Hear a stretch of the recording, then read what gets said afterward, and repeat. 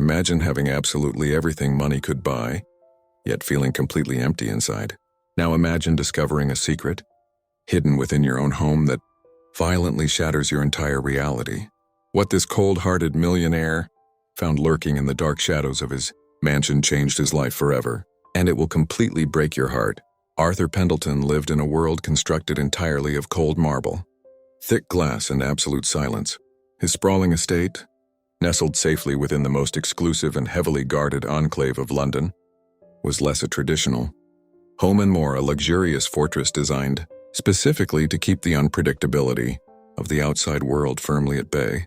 Arthur had built his massive fortune from the ground up in the highly competitive and unforgiving world of corporate finance. It was a brutal realm where human empathy was consistently viewed as a dangerous liability, and calculated ruthlessness was rewarded with immense financial wealth. Over the course of 3 decades, this harsh philosophy had slowly bled from his towering glass boardroom straight into his personal life, infecting every single interaction. He demanded absolute, unquestioning perfection from his surroundings and, most importantly, from his extensive household staff. Everything within his vision had to be immaculate at all times. The heavy silver cutlery had to shine with a flawless mirror finish. The plush Persian carpets could not show a single misaligned footprint, and the daily meals, prepared by a highly trained private chef, had to resemble fine works of art. Any slight deviation from these impossible standards resulted in immediate and unceremonious dismissal. Arthur truly believed that because he paid top wages, he was rightfully entitled to robotic precision from human beings. He did not care at all about the personal lives, the hopes, or the private struggles of the people who served him day in and day out. To him, they were merely interchangeable cogs operating within the well-oiled machine of his isolated existence. He did not know their names, he did not know their families, and he certainly did not know their heartbreaks.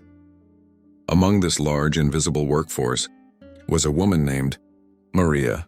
She was a relatively recent addition to the sprawling household staff, explicitly hired to handle the endless, tedious dusting and intensive polishing required to maintain the massive mansion's sterile, museum-like brilliance.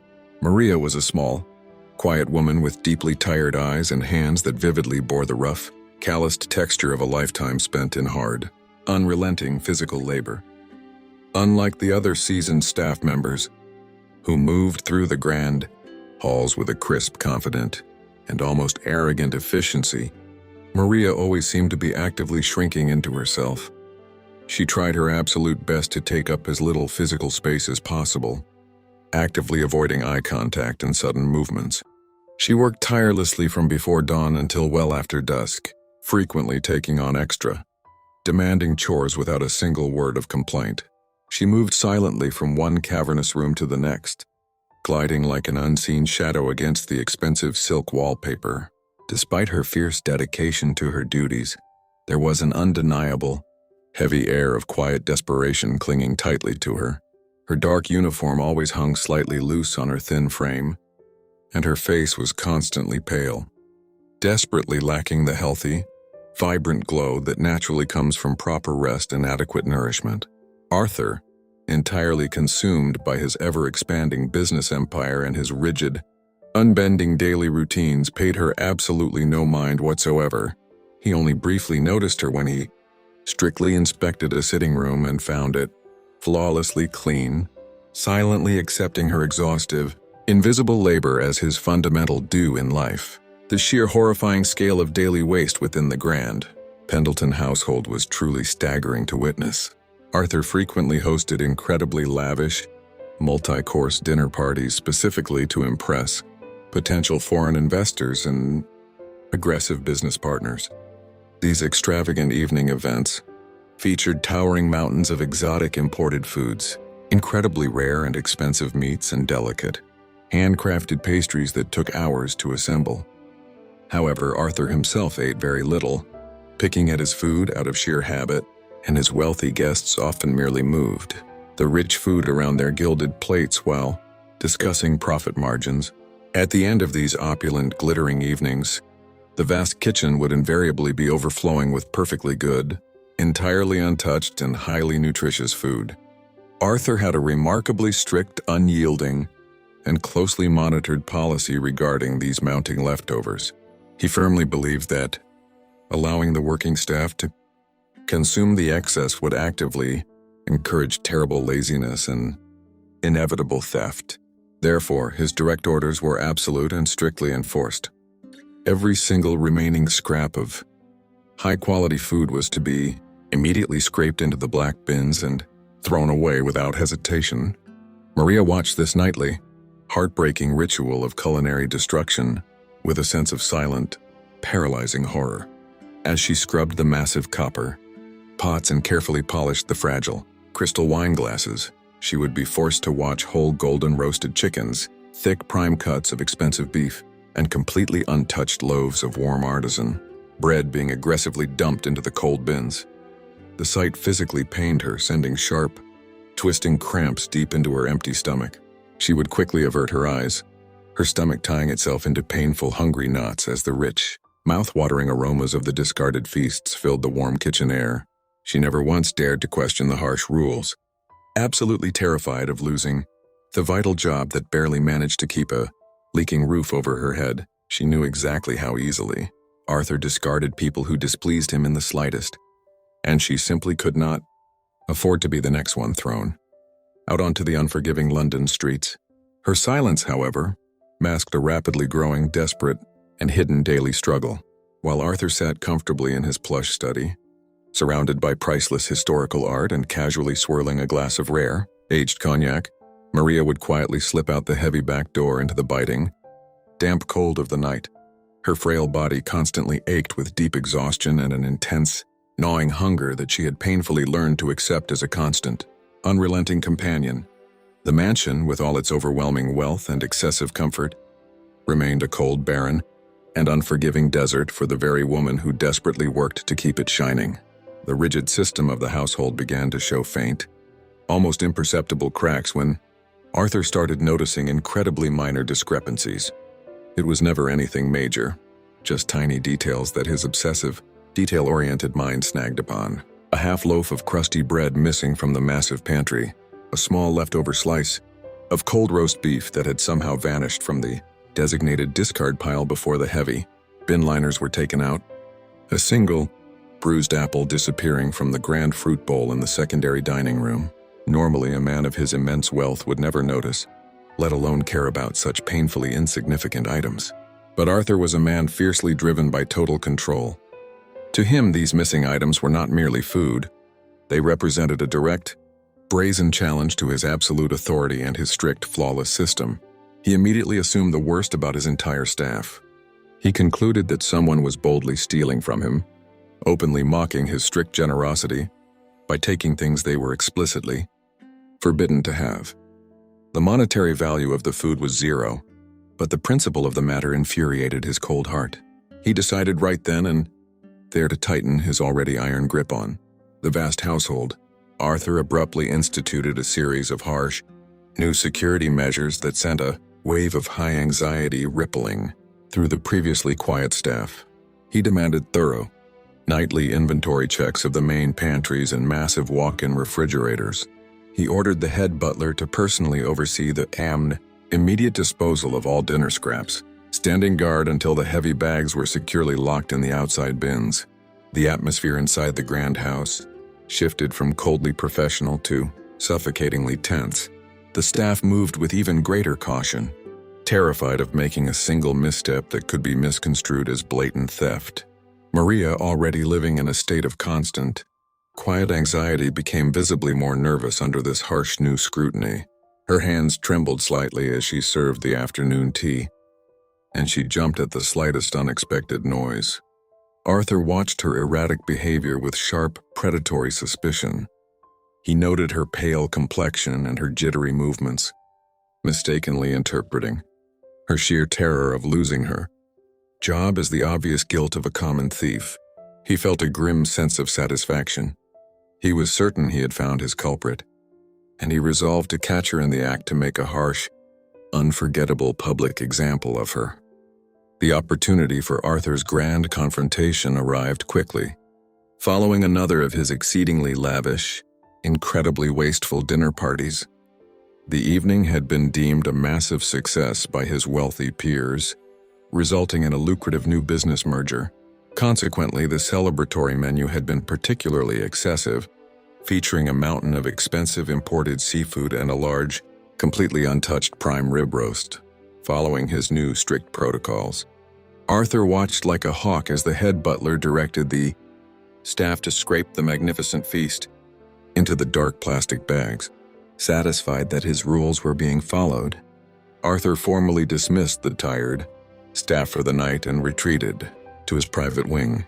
However, he did not go to sleep. Instead, he sat fully clothed in the dark of his study, waiting with the cold, calculated patience of a hunter. He was absolutely determined to prove his theory right. He waited until the massive house settled into a deep, heavy silence, the kind of absolute quiet that only exists in the early hours of the morning. Then, moving with surprising stealth for a man of his age, he slowly crept out of his study and made his way down the grand, sweeping mahogany staircase towards the shadowy kitchens. The sprawling culinary quarters were pitch black, save for a single, pale shaft of moonlight slicing through a high window. Arthur moved silently across the cold tiled floor, every sense on high alert. Suddenly he heard it. A soft, muffled rustling sound coming directly from the dark corner near the secondary pantry door. It was the distinct sound of cheap plastic wrapping being carefully, desperately opened. Arthur felt a surge of cold, righteous anger. He had caught the thief. He reached out and forcefully flicked the heavy brass switch, instantly flooding the entire kitchen with harsh, blinding fluorescent light. "I knew it," Arthur barked, his voice cracking like a dry whip in the quiet room. "I knew one of you was stealing from me."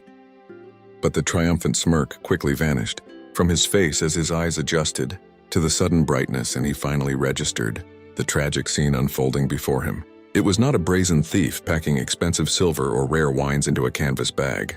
It was Maria. She was huddled tightly on the cold, hard floor, wedged awkwardly between a heavy storage cabinet and the wall. She was completely frozen in sheer terror, her wide, exhausted eyes blinking rapidly against the harsh light. In her trembling, rough hands, she held a simple white ceramic plate. On that plate was a sad, chaotic mess of food she had clearly dug out of the very top of the freshly tied bin liner before it had been taken outside. It was a half-eaten dinner roll, a small scoop of cold mashed potatoes, and a few discarded scraps of the expensive prime rib. She wasn't stealing fresh supplies. She was desperately eating the literal rubbish he had ordered to be thrown away. Maria dropped the plate, the porcelain shattering loudly against the floor tiles, the sound echoing like a gunshot. She immediately scrambled backward, pressing herself flat against the cold wall as if trying to melt into the plaster. She began to sob, heavy, racking gasps that shook her entire frail frame. "I am so sorry, sir," she choked out, her voice broken and raw with absolute humiliation. "Please, sir, please do not sack me. I am so sorry." Arthur stood perfectly still, entirely paralyzed by a profound, unfamiliar shock. The fiery anger that had driven him downstairs instantly evaporated, replaced by a sudden sickening sensation in the pit of his stomach. He looked from the terrified, sobbing woman cowering on the floor to the pathetic pile of cold scraps amidst the shattered plate. The sheer naked desperation of the scene violently shattered the thick, protective glass of his carefully constructed reality. He had expected a defiant criminal. Instead, he found a starving human being hiding like a frightened animal just to eat his discarded rubbish. For the very first time in decades, Arthur Pendleton did not know what to say or what to do. The silence in the room stretched out, heavy and suffocating, broken only by Maria's continuous agonizing weeping. Arthur slowly lowered himself into a wooden kitchen chair, his legs suddenly feeling weak and unsteady beneath him. The cold, impenetrable armor he had worn for 30 years felt entirely useless against the raw, unfiltered human suffering happening right in front of him. "Why?" he asked, his voice completely stripped of its usual commanding boom, sounding shockingly quiet and hoarse. "Why are you eating out of the rubbish, Maria? I pay you a standard wage. Why are you starving?" Maria squeezed her eyes shut, fat tears rolling down her pale cheeks as she tried to compose herself enough to speak. She was certain she was about to be thrown out into the cold night, but the sheer exhaustion of hiding her painful truth finally overwhelmed her intense fear. "The wages are good, sir." "They are," she stammered, her hand still trembling violently in her lap. "But my husband, he passed away suddenly last year. He left us with terrible, crushing debts. I have 3 small children at home, sir. 2 girls and a little boy." She took a ragged, shaky breath, refusing to meet his stunned gaze. "Every single penny I earn here goes straight to the landlord to keep a roof over their heads, and to pay off the men my husband owed money to. Whatever tiny bit is left goes to buy cheap rice and beans for my babies so they do not go to sleep crying from hunger." She gestured helplessly toward the ruined food on the floor. "I do not buy food for myself, sir. I cannot afford to. If I eat, they do not. I am so sorry I took from the bins. I just get so terribly weak during the long shifts, and seeing all this beautiful food thrown away, I just could not bear the hunger anymore. I meant no disrespect to your rules, Mr. Pendleton. I just wanted to survive, so I can keep working for my children." Her painful words hung heavily in the brightly lit kitchen, each syllable striking Arthur like a physical blow to the chest. He stared at her, truly seeing her humanity for the very first time. He didn't just see a maid anymore. He saw a fiercely devoted mother sacrificing her own basic survival, her own dignity, completely breaking herself down just to keep her small children alive. A massive, suffocating wave of intense shame washed over Arthur, so powerful it made him physically nauseous. He suddenly thought about his own life. He thought about his vast, empty bank accounts filled with numbers that meant absolutely nothing. He thought about the thousands of pounds of perfectly edible, gourmet food he had callously ordered, destroyed every single week, simply to maintain an arrogant, cruel illusion of absolute control. He had built a massive fortune by ruthlessly stepping over people, completely convincing himself that poverty and hunger were simply the result of laziness. But looking at Maria, seeing the bleeding calluses on her hands and the hollow, starved look in her eyes, that terrible lie entirely crumbled into dust. He had been so fiercely obsessed with protecting his wealth from imaginary thieves that he had completely blinded himself to the profound human tragedy unfolding silently in his own home. Slowly, Arthur stood up from the wooden chair. Maria flinched violently, bracing herself for the harsh screaming and the inevitable dismissal she knew was coming. But Arthur did not shout. Instead, he walked over to the large stainless steel refrigerator and opened the heavy door. He pulled out fresh ingredients, a whole roasted chicken that had not been served, fresh vegetables, and a large loaf of uncut bread. He placed them carefully on the marble counter. He then turned back to Maria, who was watching him with wide, uncomprehending eyes. "Get up off the floor, Maria," Arthur said, his voice remarkably gentle, a tone he hadn't used in a lifetime. "You are not eating from the rubbish ever again. Sit at the table." He awkwardly began to carve the fresh chicken himself, his wealthy, manicured hands struggling slightly with the simple, domestic task. "You are going to eat a proper hot meal tonight, and tomorrow we are going to have a very long discussion about your family." The very next morning, the heavy, oppressive atmosphere within the Grand Pendleton estate was fundamentally and permanently altered. Arthur called a mandatory meeting of the entire household staff in the main dining room, a rare event that usually signaled mass firings. The staff stood in nervous, stiff lines, fearing the absolute worst. Arthur stood at the head of the long mahogany table, looking surprisingly tired but deeply resolute. He publicly abolished the strict, cruel rule regarding leftover food immediately. From that day forward, he announced, absolutely no edible food was to be thrown away under any circumstances. Any remaining meals were to be packaged neatly and made freely available to all staff members to take home to their own families. Furthermore, he mandated that a fresh, hearty meal be cooked specifically for the staff during every single shift. The announcement was met with stunned, disbelieving silence, followed by quiet murmurs of overwhelming relief. But Arthur was not finished with his sweeping, life-changing adjustments. Later that afternoon, he called Maria directly into his private study. She walked in nervously, still half expecting a delayed punishment for the previous night's incident. Instead, Arthur handed her a thick, crisp envelope. Inside was a legal document completely wiping out all of her late husband's crushing debts, which Arthur had quietly paid off in full that very morning. Alongside it was a brand new employment contract, offering her a significant promotion to a managerial role within the household and a massive salary. increase that would easily allow her to feed and clothe her children without any struggle. Maria collapsed into the heavy leather chair, burying her face in her hands and weeping loudly. But this time they were tears of pure, unadulterated joy and profound relief. Arthur watched her, feeling a strange, unfamiliar warmth spreading deep inside his chest. It was a feeling of genuine purpose that no lucrative business deal or corporate takeover had ever provided him. The profound transformation within, Arthur did not stop at the heavy iron gates of his personal estate. The shocking reality of Maria's desperate situation had forcefully opened his eyes to the wider, hidden suffering existing just outside his luxurious bubble. He realized that his immense wealth was completely meaningless if it was only used to build higher walls around himself. Within a few short months, Arthur Pendleton drastically reduced his intense involvement in his ruthless corporate finance firm. Instead, he took a large portion of his vast fortune and established a heavily funded, active charitable foundation dedicated specifically to supporting struggling single parents and providing vital food security to impoverished neighborhoods across London. He stopped hosting wasteful, extravagant dinner parties for wealthy executives who did not need the food. Instead, his massive, immaculate kitchen was completely transformed into a bustling hub where his private chefs cooked massive batches of nutritious meals that were delivered daily to local shelters and struggling community centers. The grand, silent mansion slowly began to change. The heavy, sterile atmosphere lifted, replaced by the warm, lively sounds of genuine human connection. The staff no longer moved like terrified shadows. They smiled, they spoke to one another, and they respected Arthur not out of paralyzing fear, but out of profound earned gratitude.